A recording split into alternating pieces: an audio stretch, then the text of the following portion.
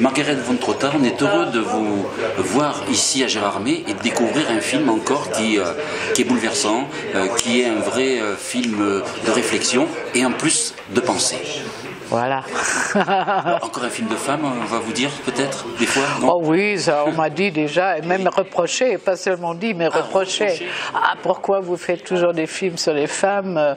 Et je dis toujours, est-ce que vous avez demandé ça déjà à un homme, qu'il fait des films sur des hommes? Et si on me répond non, je dis, vous n'avez pas le droit de me le dire à moi. Et oui, parce que c'est quand même étonnant de classifier comme ça. Moi, je sais que depuis que je connais vos films, peut-être que ce sont des films qui sont soi-disant de femmes, mais vous nous mettez devant les yeux des vraies réflexions, vous nous mettez des vrais personnages, vous racontez de vraies histoires. Mais oui, je fais. Que ce soit un homme ou une femme au cinéma. Voilà. Et surtout, bien sûr, moi je suis une femme. Pourquoi j'ai pas le droit de raconter la vie ou la pensée ou le caractère ou une histoire de femme, hein? C'est un petit peu ce qui vous rapproche de ce personnage aussi tout le temps. Enfin, maintenant, on n'a pas reproché à Hannah Arendt qu'elle soit une femme, parce qu'elle a quand même pensé comme un homme. Et là, on a plutôt reproché qu'elle n'est pas assez féminine, parce qu'on lui a reproché d'être arrogante, d'être froide, non, d'être trop seulement sur la raison, parce qu'on attend d'une femme qu'elle soit émotionnelle, qu'elle soit soumise, etc. Tout ça, elle n'était pas. Elle était aussi émotionnelle, mais elle n'a pas montré, surtout pas dans ses écrits. Alors avec ce film-là, justement, par rapport à ses écrits, par rapport à ce qu'elle a vécu, par rapport à ce qu'elle avait écrit et par rapport à ce procès d'Eichmann qu'elle avait suivi, c'est vrai que ça avait fait une controverse. Et là, votre film rétablit un petit peu la chose et montre un petit peu une réalité qui fait du bien, moi je trouve. Ah oui? Oui. Non, mais c'était ça, mais c'était... Parce que c'est la vraie discussion de la pensée. Oui, bien sûr, elle avait toute une tribu d'amis et d'intellectuels autour d'elle, avec qui ils ont discuté tout le temps, et surtout les Allemands, enfin les intellectuels venant d'Europe à ce moment-là, ils portaient la polémique, ce plaisir aussi à la polémique, ils portaient ça avec eux en Amérique. Hein. Et donc, elle était aussi habituée à la polémique, mais là, c'était pas seulement la polémique, c'était vraiment l'agression, et c'était, on lui a même souhaité la mort. Ça, bien sûr, c'était une violence qu'elle n'a pas attendue. Oui, parce qu'on peut justement, par la réflexion, aborder tous les sujets. C'est un petit peu ce qu'elle a voulu démontrer. Absolument, elle a trouvé quand même une vérité. D'après elle, elle avait même la responsabilité de la décrire si elle a trouvé ça. Non, elle pouvait pas le retenir. Parce qu'au départ, elle était journaliste. C'est ça, et puis, elle n'est pas seulement journaliste, non, elle est philosophe, elle est théoricienne. Hein? Et donc elle avait des grands maîtres avec qui elle était en... Heidegger, oui. Enfin, le pauvre, il a quand même, il est allé dans le piège aussi, lui, des nationalistes, non, des nazis. Donc c'est pour ça aussi que je l'ai introduit, parce que elle, d'un côté, c'est elle qui pense, l'autre c'est Eichmann qui ne pense pas, ou qui a donné la capacité de penser à une idéologie à Hitler, non? Et donc il pouvait dire j'étais seulement sous l'ordre, non, j'ai reçu des ordres et j'ai réalisé des ordres. Et là, au milieu, il y a Heidegger, son maître de pensée, qui, malgré qu'il sait si bien penser, est tombé dans le piège de l'idéologie des nazis. Vous connaissiez toute cette histoire, ou c'est le fait de travailler sur le film qui a fait que vous avez... Non, je connaissais l'histoire de elle et de Heidegger, je la connaissais comme ça, mais je voulais pas faire... il y a aussi une pièce de théâtre qui parle seulement des deux et de leur histoire d'amour, etc. Et ça m'a pas intéressé. Je voulais quand même décrire un autre avoir un autre cadre de parler de l'Allemagne que seulement l'histoire d'amour. Alors c'est vrai que c'est une histoire qui se passe donc juste après la Seconde Guerre mondiale, mais en même temps, moi, le film a résonné en moi comme un film actuel, parce qu'en même temps, alors on ne va pas dévoiler la scène complètement, mais à un moment donné, elle s'adresse pour se justifier, pour dialoguer aux étudiants. Oui. Donc, et on a l'impression que justement la jeunesse est importante dans... Mais bien sûr, et la jeunesse la comprend. C'est la jeunesse la défend. Et c'est les autres, les adultes qui sont contre elle. Et c'est un peu comme pour Hessel, non? Maintenant, comment c'est son titre? Indignez-vous. Non, là aussi, c'était la jeunesse qui l'a suivi, qui l'a aimé. Malheureusement, il est mort il y a très peu de temps. Hein. Oui. Justement, la jeunesse... Mais c'était là la jeunesse qui l'a vraiment porté, non? Et qui l'a compris. Oui, parce qu'en plus, à l'époque, les années 60, les femmes, c'était pas ce qu'elles sont aujourd'hui. Ah non, elles avaient aucun droit. Elles n'avaient pas le droit au travail si leur mari n'était pas d'accord. Elles n'avaient pas le droit à avoir un compte en banque sans que le mari le permis. C'était quand même...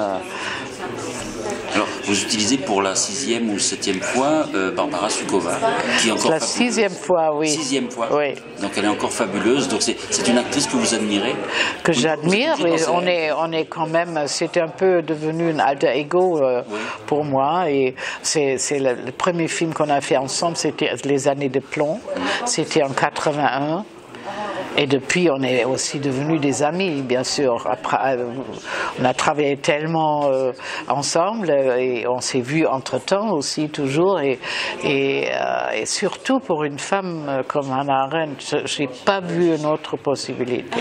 Comment elle a travaillé le rôle cette fois-ci? Parce qu'on sait qu'elle prépare beaucoup ses personnages dans chaque film.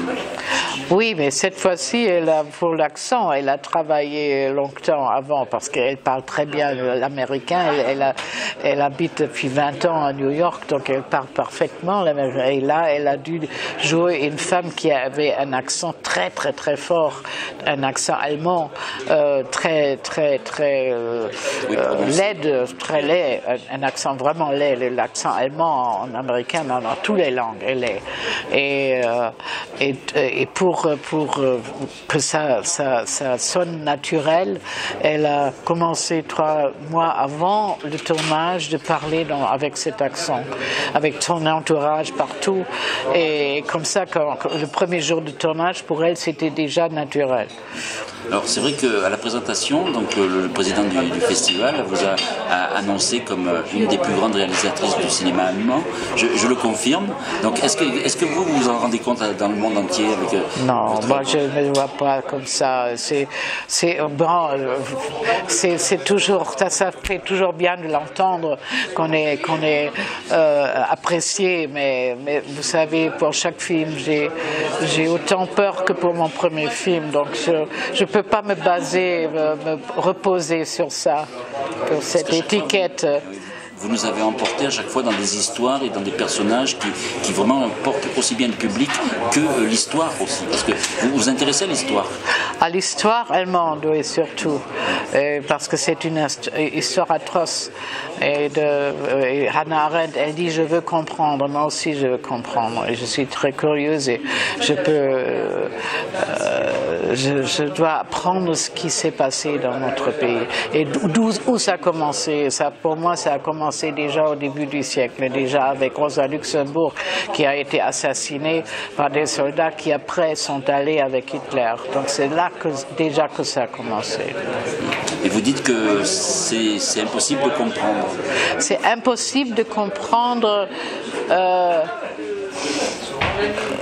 On cherche de comprendre, mais on ne peut pas comprendre que ça c'est que l'Allemagne est tombée si bas dans la criminalité, dans la violence et dans ça c'est de pouvoir penser qu'on est meilleur que notre peuple et en supérieur et qu'on a parce qu'on est supérieur le droit de tuer tout un peuple, c'est quand même inacceptable. Est-ce que vous pensez que c'est une cicatrice qui existe toujours en Allemagne? Oui, et ça va rester. Je dis toujours, Hitler, il voulait un royaume de 1000 ans, non? Das tausendjährige Reich, non? Ça a duré seulement 12 ans, mais ça va nous coller dessus encore 1000 ans. C'est comme l'Inquisition, il y a des moments dans l'histoire qui restent, c'est des cicatrices qui restent, même si, bien sûr, on ne peut pas dire aux jeunes aujourd'hui, vous êtes coupable parce que vous êtes allemand, mais c'est quand même dans notre histoire, ça ne va pas être oublié. Mais est-ce que les jeunes aujourd'hui ont une marque différente, leur marque, ils les prennent différemment? Mais bien sûr, ils se sentent plus tellement liés, ils se sentent même pas aussi si critiques parce que nous, c'était contre nos parents, c'était la génération de nos parents qui a fait ça. Maintenant, c'est des jeunes, ou c'est les grands-parents, ou même les grands-grands-parents, donc on n'a plus la même vigueur, on n'a plus la même rage contre eux, mais on a quand même cette responsabilité d'y réfléchir. Non. Votre film, c'était un hymne à la pensée, une liberté de penser, parce que de penser par soi-même, c'est quelque chose qui est important, qui vous travaille. Parce que c'est vrai qu'on est aujourd'hui dans une société où on voudrait que, même économiquement, on voudrait planifier tout le monde de la même façon. Donc c'est un peu ça aussi. Oui, mais enfin, moi j'ai toujours